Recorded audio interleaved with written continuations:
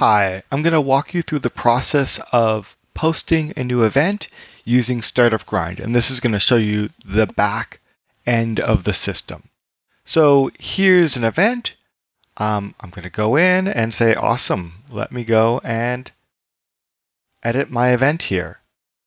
So you go boom, in you go. You'll see there's titles, a short description used for newsletters and the main chapter page, an event description, and as you see when you highlight, you can actually then start doing a bit of formatting to the text. There's a standard large banner image. And then the interesting part of that is there's a special section also just for the presenters themselves on the event page. So you can then set the schedule, which I think is quite nice with its start and end, and then you get to sort of edit and create your own little public agenda, as well as obviously the location. So from there, you would then go and say like, awesome, send me to the next phase of this. So this is where you'll see now you're on the top tab and you can put in speakers and you can put in multiple speakers. And so, if they're not in there, then you just go and create a new speaker. So let's say I'm going to add myself, Eli Vandergiesen from Net Squared, bio, and then here's my longer bio. And then I would add a nice little image of me.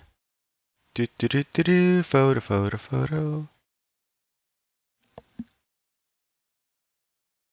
So you drop that in. And then you can actually put in their Twitter handle. And then obviously I'm from Net Squared. So you can really put all of this stuff in here, which is really nice because then it structures out all of that information. So instead of us having to lay that information out in the platform, we just fill in a couple fields and it gets to add that info directly onto the event page using a theme we can create. So you say, I totally want to add this speaker. They say no in this case. Obviously, I don't have all the full permissions correct right now for some reason. And I'm not totally sure why. Anyway, so we go from there and then we go to next.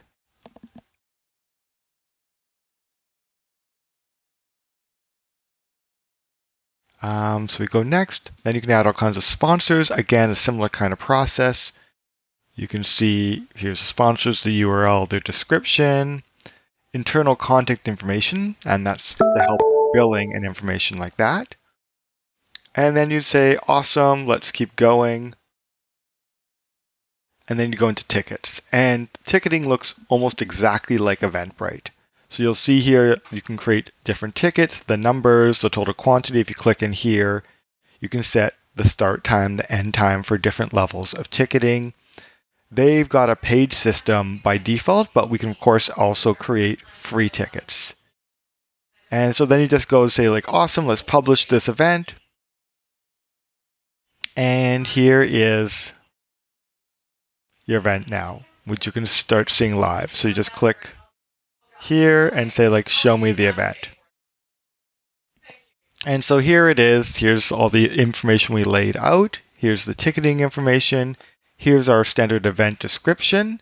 Here's that speaker information, and we got the input, location, address, agenda, and then a little bit about who the hosts are. So there's me as well, and then global and local partners and sponsors. So that's their default approach. And so that's sort of what the whole event looks like. What's quite nice is actually when you go in and say, I want to create an event. And so we'll do that by basically going in here and saying, go to my dashboard. Here's the process for creating a new event. So you go in here and click new event, and you'll see they've got two basic template styles. And for us, we'd create a couple more template styles. So we'd have styles like single presenter, panel discussion, hands-on workshop, and then an open format, which didn't have as many set fields. So we're going to say like, let's go and create a fireside chat. You give it a description, test topic. We give some description here. Awesome, that looks really great. And then you put in your banners, your image. You put in your schedule and all that here. And you'll see what's really nice is they've got this little magic button. So if you just click that, what it really does is it basically copies that information from the last event you did of that style. So similarly with location, boom, magic. So that's one way you can just sort of like expedite the creating of events. And so let's just say Eli for Netflix is going to be my presenter. You click next, your local sponsors. That would be, well, I guess in this case we just don't have any, but that's fine. We can skip that. Then say how many tickets we want. Let's say I want to have 50 tickets available for this event. And then you'd say add new ticket, or again, hit the magic button and it takes the style of the most recent event and brings it in there. And then you can just obviously make some quick edits. And then you click, yes, do I want to publish this event? You say totally, and off you go. So that process of creating an event isn't too painful. You'll see along the side here, this is basically your standard group admin page. And so what you can see here are some analytics, which is like, events, attendees. You can set the dates, the number of tickets sold, and then revenue from sponsors, because that's really their key piece. You click events and you can see your upcoming events here, as well as draft and completed events. And then they've got a nice newsletter tool that's using MailChimp on the back end. And so that's where you basically say, like, I would like to create a newsletter. It's from email. Then it just takes you through the subject, the message, and then you can automatically insert your upcoming event. So you say like, oh, actually, I need to have it basically show these upcoming events, which it will do by default. Or if you don't want to show both events, you can just say like, let's only feature this next upcoming event. You can then add your sponsors there. And then from there, you can basically say like, okay, well then let's actually fill this in. So it's from me and test or test. So there we should now have enough for basically us to do sponsors. Put some details in here. So obviously it's, okay, they want you to do it as at startup grind. So we'd have to obviously create our own email addresses for there, which we've done recently with these creation of the NetSquared email addresses. And let's see what it wants now. Great. So now that I've got it saved, then I can now basically do a preview. So this is what it would look like. So you just have the subject. So if you didn't really put much copy in there, you just have your quick intro here, the name of your subject here, and then it just drops the event right in here with a click your ticket. So it creates these very easy to create emails promoting your upcoming events, which is a pretty cool little feature right there.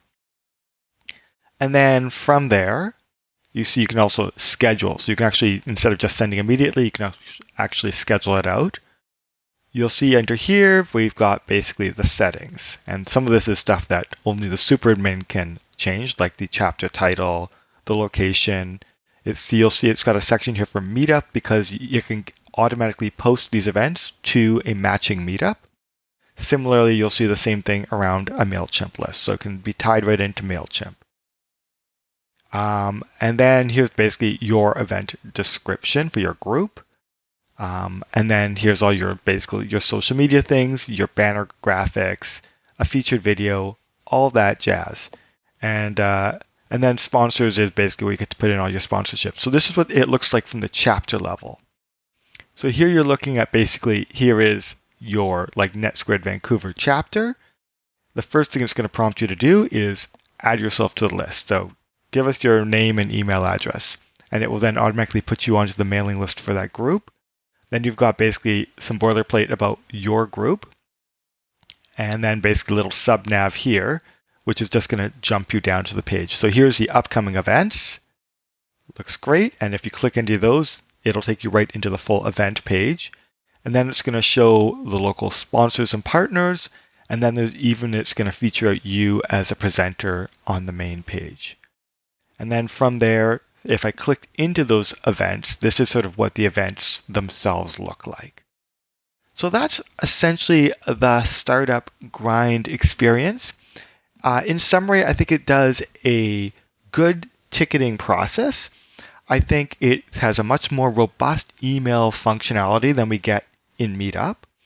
And the one thing it doesn't really do is have that social element. So we would really need to focus that on some other platform, be that a local like Facebook group for our local community, or we may get to work with Startup Grind to do some customization to maybe add comments at the event level for our groups.